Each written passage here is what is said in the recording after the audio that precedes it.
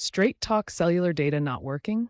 The most common culprits are APN misconfigurations and LTE connectivity problems. Your APN acts as the gateway connecting your device to Straight Talk's network. First, ensure your APN settings are correct. For Verizon-backed plans, it's often TF Data or VZ Winternet. For AT&T, try at.mvno. Manually enter these settings in your phone's mobile network settings if needed.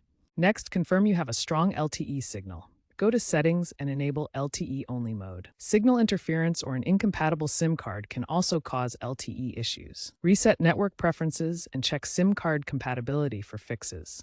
As of 2025, Straight Talk's app includes AI-driven troubleshooting, reducing the need for support calls by 20%. Experiencing data issues while roaming with Straight Talk? Roaming allows data use outside the primary network, but as an MVNO, Straight Talk relies on host carriers, leading to potential blackouts. As a mobile virtual network operator, Straight Talk depends on host carriers like Verizon, AT&T, or T-Mobile, which can cause service blackouts in unsupported areas. First, enable data roaming in your phone's settings. This allows your device to connect to data networks outside your primary coverage area.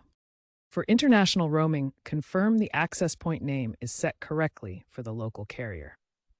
You can find the correct APN settings on Straight Talk's support pages.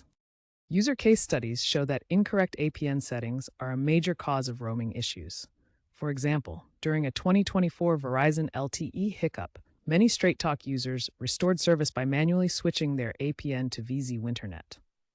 Keep the Straight Talk app updated, as the 2025 version includes enhanced diagnostics specifically for roaming errors, helping identify and fix issues automatically. Future improvements include satellite integration for seamless roaming in rural areas and eSIM standardization, which could eliminate issues with physical SIM cards.